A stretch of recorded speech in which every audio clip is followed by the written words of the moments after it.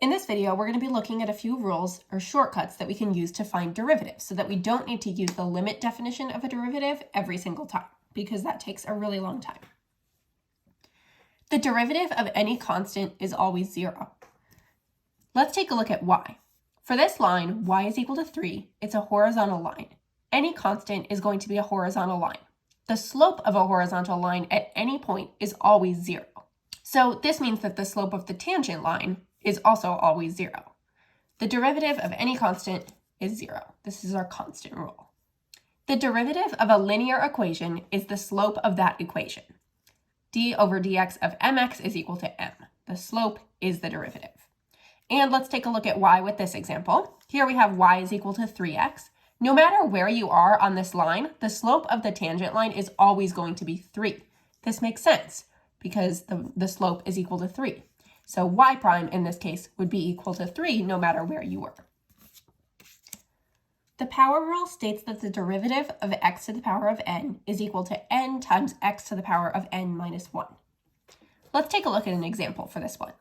If we're trying to find the derivative of x to the 5th, what we need to do is first pull the 5 out and it becomes a coefficient. So we have 5x, and then we drop the power by 1. Instead of 5, it becomes 4. So the derivative of x to the 5th is 5x to the 4th. Let's practice by finding the derivative of each function. For part A, we're going to need our rule with linear equations because this is a linear equation. Remember that the derivative of any linear equation is the slope of that equation. So y prime is equal to 5. For this next one, f of x is equal to 3. In order to find f prime of x, we need our constant rule. And we know that the derivative of any constant is equal to 0. So f prime of x is equal to 0. For h of x is equal to x to the 4th, we will use the power rule. H prime of x is equal to, and first we bring our exponent down, and it becomes a coefficient. So it's 4x, and then we drop the power by 1. Instead of 4, it's 3. So h prime of x equals 4x cubed. For part D, y is equal to the square root of x. I'm first going to turn this into y is equal to x to the power of 1/2 so that we can use our power rule. And now the same rule applies, but we're just going to be dealing with fractions. So first, the exponent comes out to the front as a coefficient. Y prime is equal to 1/2 x. And then we drop our power by 1. 1/2 minus 1 is negative 1/2. This is negative 1/2 x. In order to get rid of a negative exponent, we need to put the term in the denominator instead of the numerator. At this point, I can switch the x to the power of 1/2 back into a radical. So y prime is equal to 1/2 times 1 over rad x. This is the same thing as 1 over 2 root x. This is y prime for y equals rad x. The constant multiple rule states that the derivative of c times f of x is equal to c times f prime of x. So this coefficient, or the constant multiplier, just kind of sits out in front and doesn't really do anything while we're evaluating the derivative of f of x. Let's practice with part A. G of x is equal to 5x to the 18th. So our 5 is the constant multiplier, which means that when we're finding g prime of x, we're just going to have a 5 hanging out of the front, and it's going to be multiplied by whatever we find to be this derivative. To find the derivative of x to the power of 18, we need our power rule.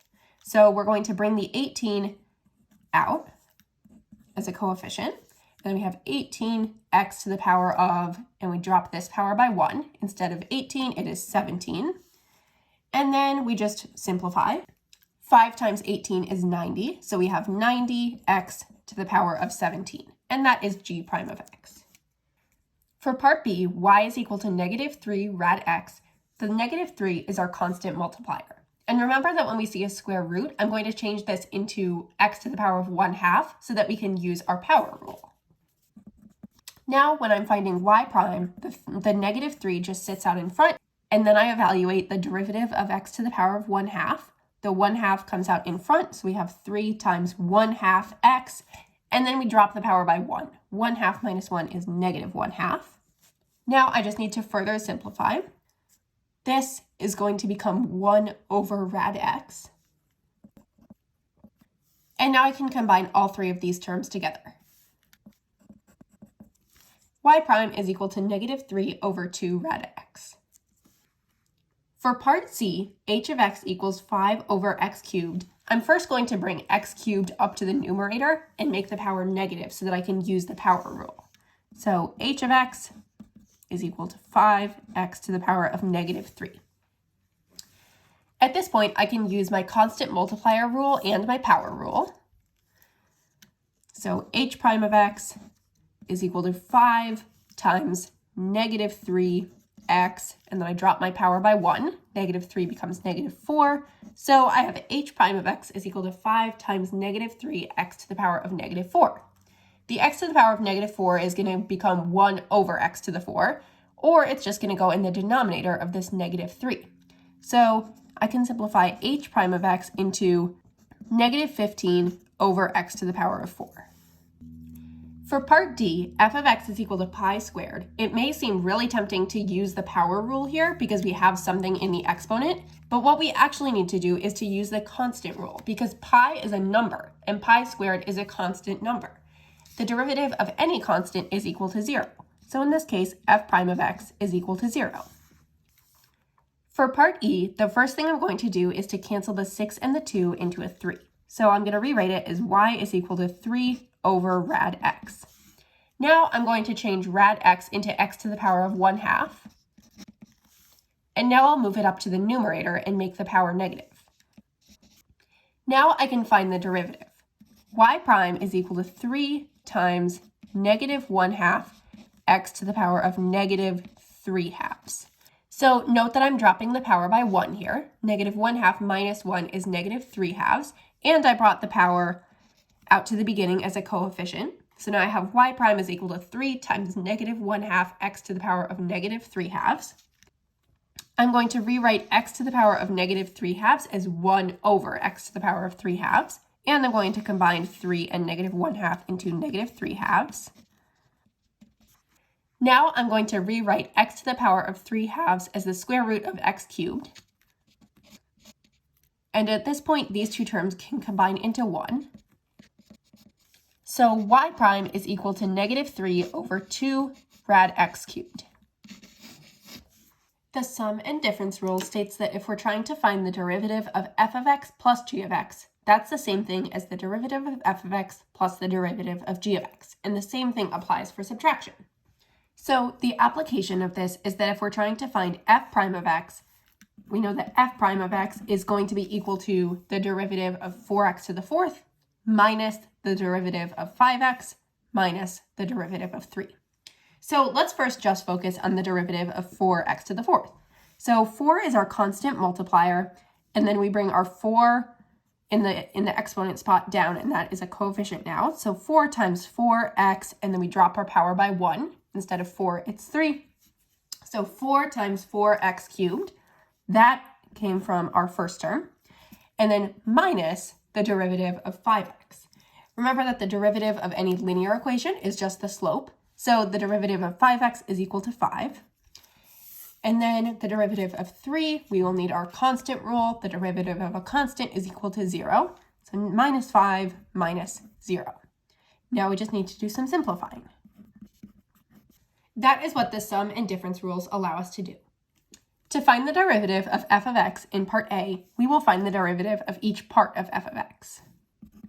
So for this first part, instead of thinking of it as dividing by 3, I'm going to think of negative 1/3 as being a constant multiplier. And then the rest of our function is x to the 4th. That's just going to help me think of it in terms of being a constant multiplier.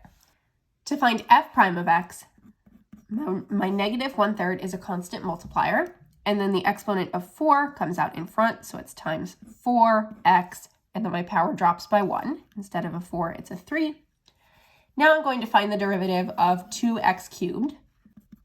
So the derivative of 2x cubed, my 2 is a constant multiplier, the 3 comes out in front and becomes a coefficient, so it's plus 2 times 3x squared, dropping my power 3 by 1. The derivative of 2x is equal to 2. So I have minus 2, and the derivative of 4 is equal to 0 because that is a constant. Now I just need to clean this up a little bit.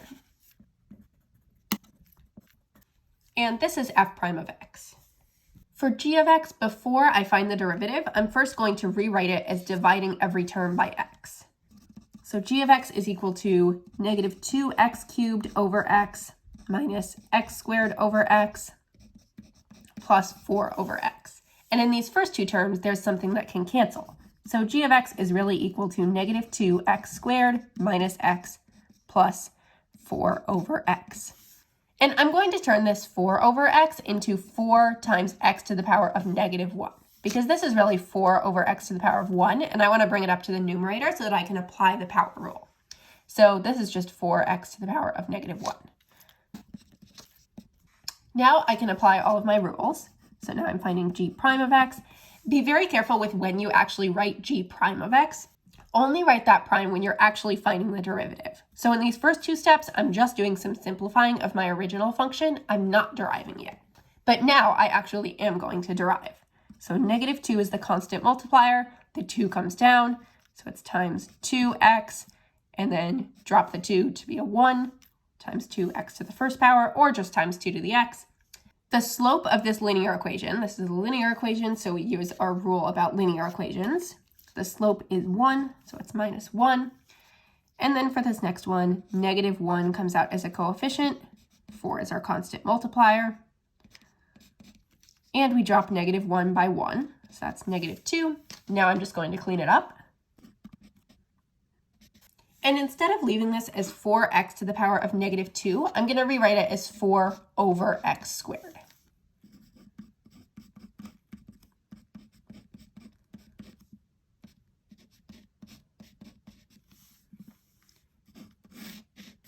And that is my derivative. Here are all of the rules that we just covered. I would highly recommend memorizing these for success on the AP exam. Find the derivative of each function, then determine the derivative at the indicated value. The first thing I'm going to do with f of x is FOIL this out so that I can apply the power rule. Now I can apply the power rule for each term. And when I get to the last two terms, the derivative of negative 2x is negative 2, because that is a linear equation and its slope is negative 2. And the derivative of negative 10, that's a constant, so the derivative of that one is 0. And now I'm just going to simplify f prime of x. To find f prime of negative 3, I'm going to plug negative 3 in for x into my derivative function.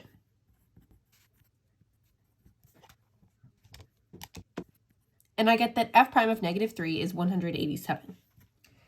For part B, before I can apply the power rule, I'm going to need to change around this term. So 2 over rad x is equal to 2 over x to the power of 1/2.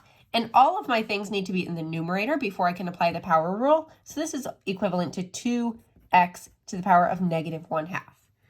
So y is equal to negative 6x plus 2x to the power of negative 1/2. Now I can apply my power rule for each term. So y prime is equal to negative 6 plus 2, which is the constant multiplier. Bring the negative 1/2 power down, x to the power of negative 3/2, dropping the power by 1. And now I'm just going to clean up this x to the power of negative 3/2. X to the power of negative 3/2 is the same thing as 1 over x to the power of 3/2, which is the same thing as 1 over rad x cubed. Now that I have y prime, I'm going to plug in 3 to determine y prime of 3. And I'm rounding my decimals to 3 places because that's how you do it on the AP exam. This is y prime of 3. We're going to skip part C for now and go on to parts D and E. For part D, I'm first going to need to use my power rule when I'm deriving because it looks like everything is all set up here. I don't have to do any changing to the numerator or things like that, so I'm just going to derive right away. Negative 1/2 is my constant multiplier. I bring the 4 out and it becomes 4x cubed. Then my 3 is the constant multiplier and I bring the 5/3 out. And 5/3 minus 1 is 2/3. And then for 2x, my slope is 2. Now I'm just going to clean up this.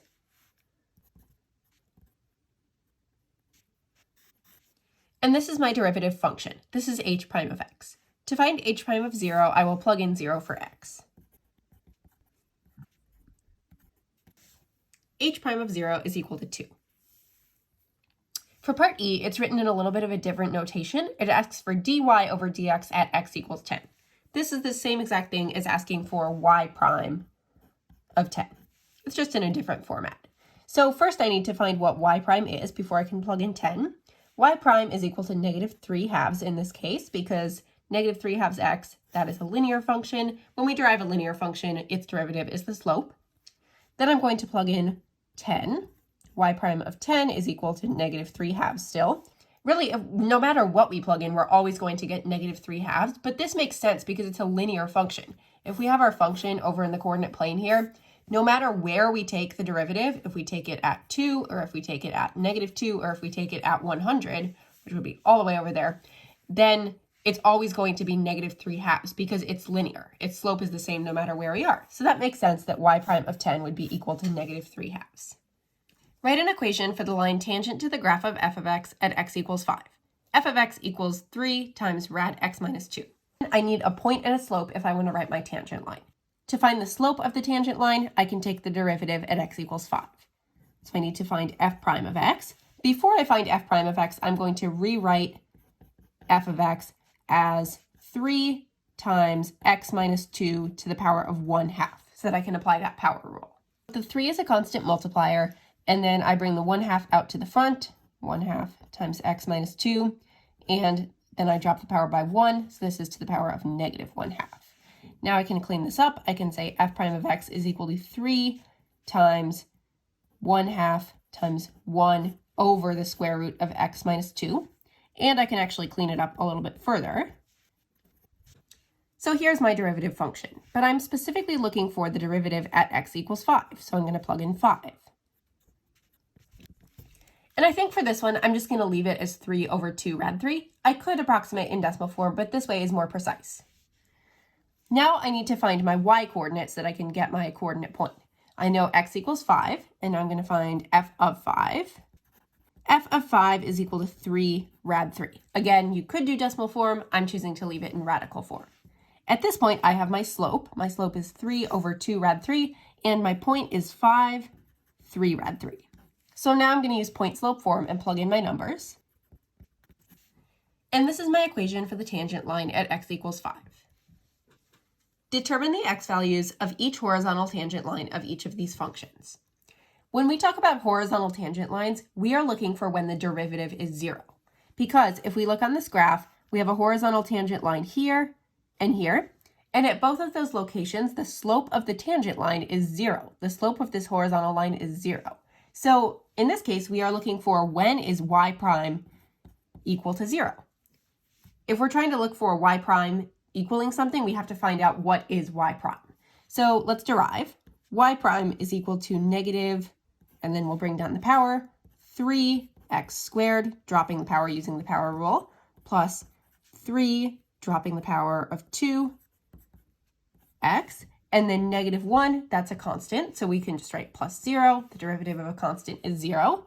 Cleaning this up, and we get y prime is equal to negative 3x squared plus 6x. Now, remember that we're looking for when y prime is equal to 0. So I'm going to plug in 0 here. I'm going to say 0 is equal to negative 3x squared plus 6x. At this point, I can factor. And I get that x can be equal to 0 or x can be equal to 2. And this corroborates my graph over here. This graph is the graph of y, this function. And it looks like we do indeed have a horizontal tangent line when x is equal to 0 and when x is equal to 2. Here's the last function that we're going to work with. This is a very similar one. We're going to derive and then find when is y prime equal to 0. And at this point, I'll set y prime equal to 0. I'll say 0 is equal to negative 3x squared plus 9x minus 12. And now I'm going to divide both sides by negative 3. This is not a quadratic that factors easily, so I'm going to have to use the quadratic formula. And I can already see that looking at my discriminant, that's going to be a negative number, and you can't take the square root of a negative number and get a real solution. So that tells me that this function has no horizontal tangent lines.